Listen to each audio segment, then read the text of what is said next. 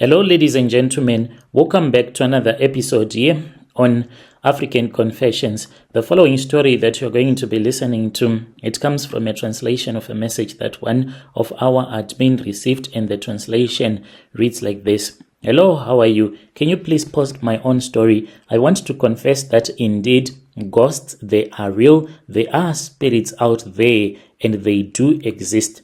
I came to South Africa and I killed this other woman who was dating my madam boss's husband through witchcraft. Then she started following me everywhere. She was not leaving me alone. And then for a period of time, I was okay. I was not seeing the spirit of that woman, but this woman is back. And this time around, it is quite disturbing, the things that she does to me. She can wait for me until the time when I am about to wake up, and then she will reveal herself to me. Quite scary. I do come from Lesotho, and when I came here, it was with my auntie's daughter. Even though I grew up in a very poor family, but I was someone that told myself that I was supposed to go big in life. In 2013, when I was 22, that was when I crossed to South Africa. I had a big dream and I wanted to make money to help my mom, because she was a single mother, to raise my other young siblings. I had no idea that life was going to be like this. Honestly, I never thought about it. I had this auntie of mine. I only started to communicate with her simply because I wanted her daughter to take me to South Africa, because she was already working at a mine in South Africa.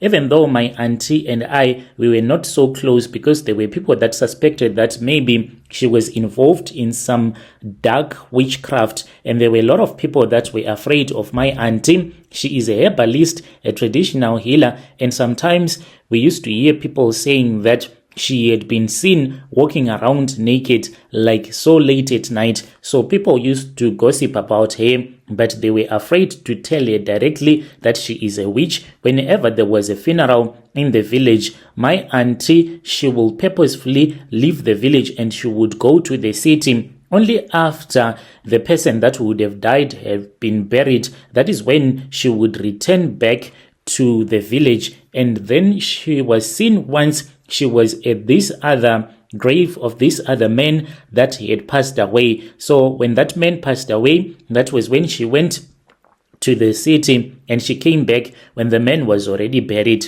She was caught by the wife of that man. Since she was known to be dating that man, she just said that she was mourning over her once boyfriend, but there were people who were suspecting that she was unable to raise the spirit of that man that he had passed away, because there were rumors that she knew how to create tokoloshes, in which she would sell those tokoloshes to some sangomas that were from South Africa, because that is how she was making money. There were some South African sangomas that would come to take some herbs from our auntie. This we used to witness when we were still growing up. So we were so scared to go to her house, even though she loved our father and she loved us a lot. And then when I was all grown up looking for a job, went to the city, could not get one, returned back to the village, and I said, let me go and speak with her. Even it was against my mother's wishes, but my mom said it is fine. After I had told her that my auntie had promised me that when her daughter will come back, then when it is time for her to leave Lesotho, coming back to South Africa, she was going to take me with her. My mom was happy, because at that time life was really hard.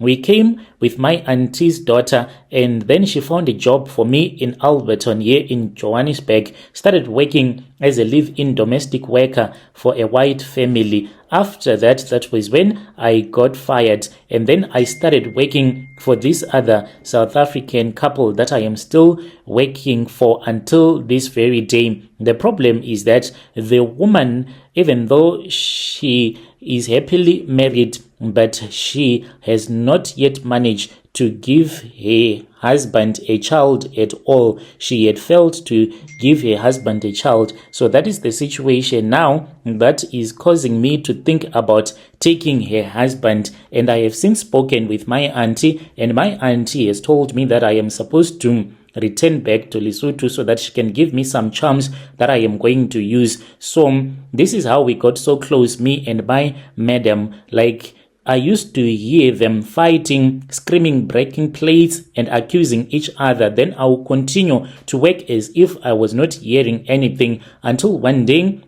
when she asked me if I have ever heard about a woman called Tandi, I shook my head and I said no, even though I had seen that woman whenever she was not around. There was this other girl from Tembisa that used to come. So that girl, she would sleep with her husband whenever she was not there. It was in July 2014, after they had fought, the husband went out, and then she came to me and she said, you know, you come from Lesotho, right? You people do those things like moti, tokoloshes, and spells. And I did not answer. She said, how much do you want? 15,000 rand, 20. I want her gone. There is this woman, you know her. She is causing so much problems in my marriage. I was shocked. I told her that I don't do those things, for I go to church. But as she was mentioning the money was too much for me to ignore. Back home, my mom, she was sick. My sister was struggling to get fees, and I had never held so much money in my hands. I said that I knew someone who was my auntie,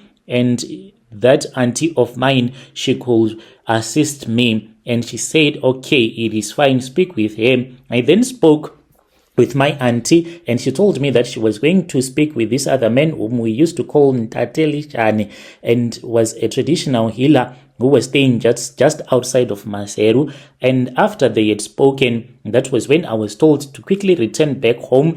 And I spoke with my boss lady. She sponsored the trip, and she said she was going to give me the money if things were going to go according to plan. I was told to bring a photo of the woman or anything that belonged to her. So we managed to get a photo. I still remember that we went to game. They used to have those old machines where you would print out a photo. And we went, me and my auntie, to Roma, the place where Tokoloshe was staying. I stayed there for a week, and then I returned back to South Africa. I gave back that photo to my boss lady, and she was keeping it underneath her bed. And then that woman, she fell sick and she passed away. This was 2 months later when I had returned back to South Africa. She was so excited. She said that the charm had worked. She gave me some money and promised me that she was going to give me more. I did not complain, even though I knew that it was blood money.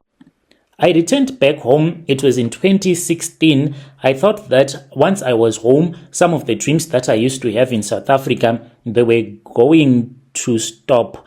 But I kept on having those dreams. And now I had a woman that used to cry outside. I even went outside, but there was no one there.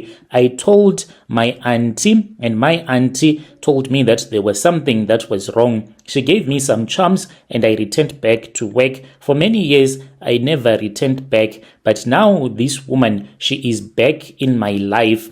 And when I told her that I am seeing the ghost of that woman, this is what she has told me. She has said that what I am supposed to do is that I am supposed to steal my madam boss's underwear, including her husband's underwear, and then I go to Lesotho with them and killing her. It is the one that is going to assist me to chase away the spirit of Tandi, that woman that was staying in Tembisa, that I am always seeing whenever I wake up at night. So I really do not know. What am I supposed to do? I was once dating another guy. I had miscarriages twice, and I have been told that the only way that things can go the way that I want them to be in life, then I need to have a Tokoloshe in which we are going to use my madam spirit, and she is going to die. Then after that, they are going to harvest a spirit, and then my auntie can sell off a spirit to other traditional healers who are in the business of doing money-making rituals. Should I do it? Should I trade her life